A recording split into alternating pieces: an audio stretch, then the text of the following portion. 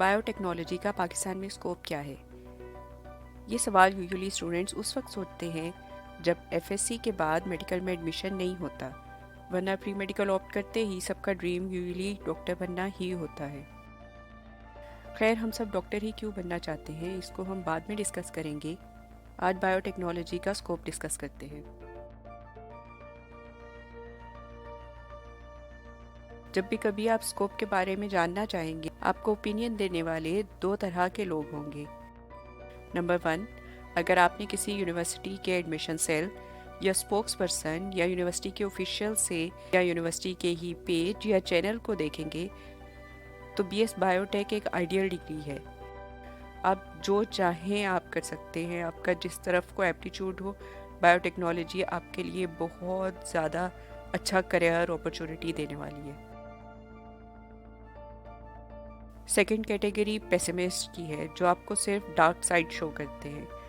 Biotechnology की कहीं job नहीं है, आपको बाहर क्या पाकिस्तान में भी कहीं जॉब नहीं मिलेगी, कोर्स क्वालिटी बुरी है, टीचर्स ट्रेन नहीं हैं, टीचर्स एजुकेटेड नहीं हैं, और ये कि पाकिस्तान से अगर आप डिग्री लेते हैं तो फिर आप कहीं बाहर जाकर पढ़ भी नहीं सकेंगे इस डिग्री की बेस पर। मैं अपनी ओपिनियन तो वीडियो के एंड पे दूंगी। अभी हम देखते हैं कि बायोटेक का ओवरऑल स्कोप क्या है और आपके पास करियर अपॉर्चुनिटीज़ क्या हो सकती हैं। चलें पहले फोकस करते हैं बायोटेक्नोलॉजी के फील्ड्स को। आप बायोटेक्नोलॉजी में जा सकते हैं एग्रीकल्चर की साइड पर, हेल्थ केयर में, फार्मास्यूटिकल में, इन्वायरमेंटल मैनेजमेंट में, इंडस्ट्रियल एप्लीकेशंस में, रिसर्च और इनोवेशंस में। तो चलें हम वन बाय वन इन सारे फील्ड्स को देखते हैं।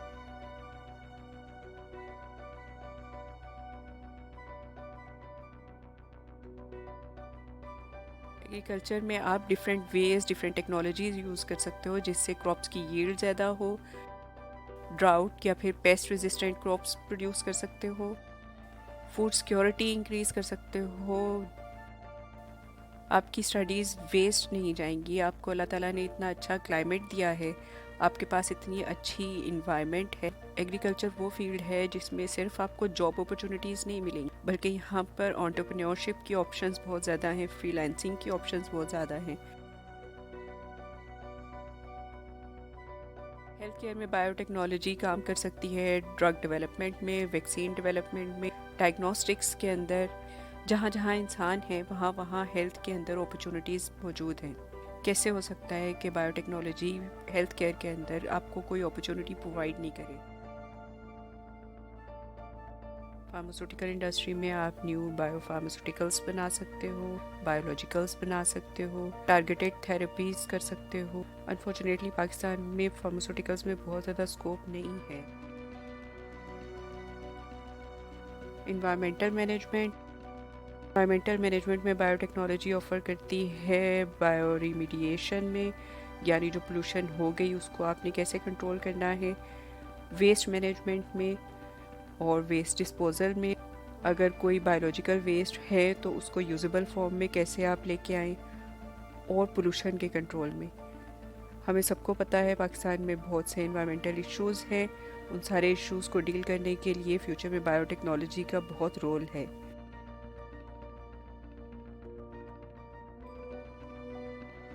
इसी तरह इंडस्ट्रियल एप्लीकेशंस में टेक्सटाइल, एनर्जी, बायोफ्यूल्स, इन्वायरमेंट पे आपकी इंडस्ट्री का इफ़ेक्ट चेक करना, सस्टेनेबल प्रैक्टिसेस डेवलप करना। इसी तरह न्यू टेक्नोलॉजीज़ और न्यू इंफ्रास्ट्रक्चर डेवलप करना। सो ओवरऑल पाकिस्तान में बायोटेक्नोलॉजी का रोल है, और इकोनॉमिक डेवलपमेंट के लिए, साइंटिफिक एडवांसमेंट के लिए, सोसाइटल बेनिफिट्स के लिए बायोटेक्नोलॉजिस्ट रिक्वायर हैं। लेकिन अगर आप मुझसे आज पूछते हैं कि बायोटेक्नोलॉजी बीएस करने के बाद जॉब अपॉर्चुनिटीज़ हैं, तो straightforward answer is no.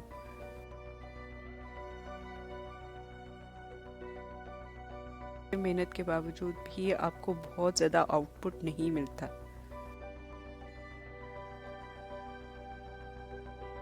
In designations के लिए आप जॉब पे अप्लाई कर सकते हैं। आप लेक्चरर के लिए अप्लाई कर सकते हैं, लेकिन straight forwardly lecturer not in universities but in colleges. Universities में एमफिल पीएचडी के बगैर आजकल जॉब अपॉर्चुनिटीज़ नहीं हैं। अगर आप बीएस करके जा रहे हैं, बिल्कुल फ्रेश हैं, न्यू कॉलेज में जाते हैं, आपकी सैलरी 30,000 से लेकर 50,000 तक होती है जनरली। अनफॉर्चुनेटली बीएस करने के बाद अगर आपने एमफिल नहीं किया, पीएचडी नहीं किया, तो इस सैलरी की इंक्रीमेंट बहुत स्लोली होती है। ये मैं आपको प्राइवेट सेक्टर का बता रही हूँ, गवर्नमेंट सेक्टर का नहीं बता रही, क्योंकि गवर्नमेंट सेक्टर में तो वैसे ही जॉब अपॉर्चुनिटीज़ बहुत कम होती हैं। हाँ, यूनिवर्सिटी लेवल पे आप रिसर्च असिस्टेंट बन सकते हैं और आपकी सैलरी 20,000, 25,000, 30,000 से लेकर 40,000 तक होती है। स्टिल ये डिपेंड करता है कि आप किस ऑर्गेनाइजेशन में काम कर रहे हैं और किस लोकेशन पे काम कर रहे हैं।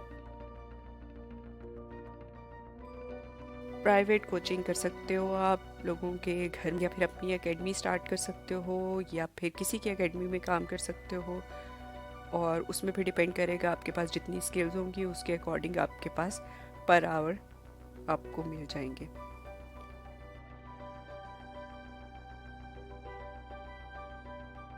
क्वालिटी कंट्रोल ऑफिसर बन सकते हो। कुछ फार्मास्यूटिकल कंपनीज़ या फूड प्रोसेसिंग और एग्रीकल्चर कंपनीज़ क्वालिटी कंट्रोल के लिए लोग हायर करते हैं। सेल्स रिप्रेजेंटेटिव बन सकते हैं आप, मार्केटिंग रिप्रेजेंटेटिव बन सकते हैं। किसी के प्रोडक्ट्स को, इक्विपमेंट्स को या सर्विसेज को पोटेंशियल क्लाइंट्स पे जा जाकर प्रमोट कर सकते हैं। टेक्नीशियन बन सकते हो अगर आप बहुत अच्छी स्किल्स आपने सीख ली हैं।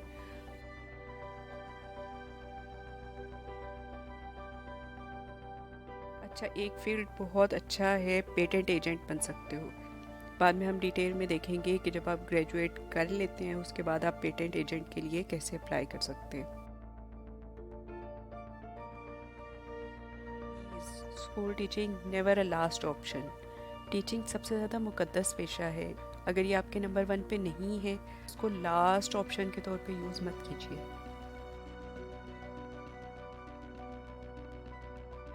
नंबर ऑफ़ स्टूडेंट्स जो एक साल में ग्रेजुएट कर रहे हैं वो बहुत ज़्यादा है, और अपॉर्चुनिटीज़ उस लिहाज से बहुत कम है, क्योंकि आपको ग्रेजुएशन के बाद जॉब नहीं मिलती तो आपके पास कोई ऑप्शन नहीं रहती कि आप एमफिल या पीएचडी में एडमिशन ले लें। मेरे अकॉर्डिंग एमफिल या पीएचडी आप ऑप्ट करें उस वक्त जब आपने अपना करियर रिसर्च में ही डेवलप करना हो।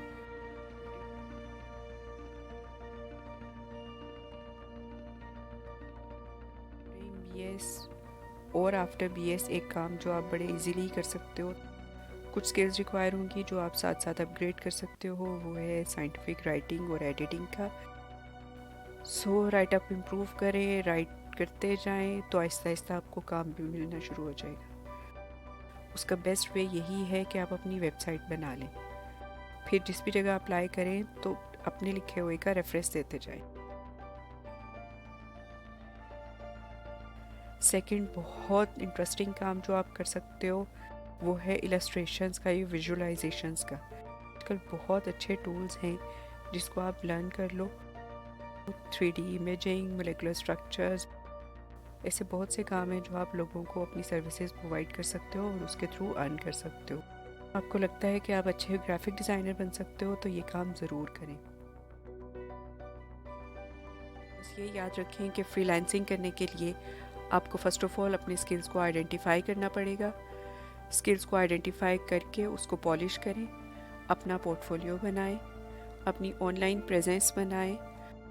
ऑनलाइन प्रोफेशनल प्लेटफॉर्म्स हैं जैसे लिंक्डइन है, वहाँ पे अपना काम डिस्प्ले करते जाएं। अपनी नेटवर्किंग इम्प्रूव करनी आपको ज़रूरी है, ऑनलाइन भी और दूसरे लोगों के साथ भी। मार्केटिंग बहुत इम्पॉर्टेंट है, और सबसे इम्पॉर्टेंट ये कि आप अपना क्वालिटी वर्क डिलीवर करें। अच्छा, अपने लिए प्लान बी रेडी रखें। अगर आपको जॉब नहीं मिलेगी तो आपने क्या करना है, और उस प्लान बी के लिए भी अपने आप को स्किल्ड करें। जैसे अगर जॉब नहीं मिलेगी तो आपने फ्रीलांसिंग करनी है, जॉब नहीं मिलेगी तो आपने अपना बिजनेस इस्टेब्लिश करना है। साथ साथ आप जॉब के लिए भी कोशिश करें।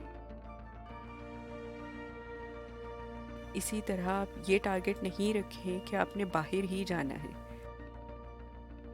अगर बाहर अपॉर्चुनिटी ना मिली तो फिर आप क्या करेंगे?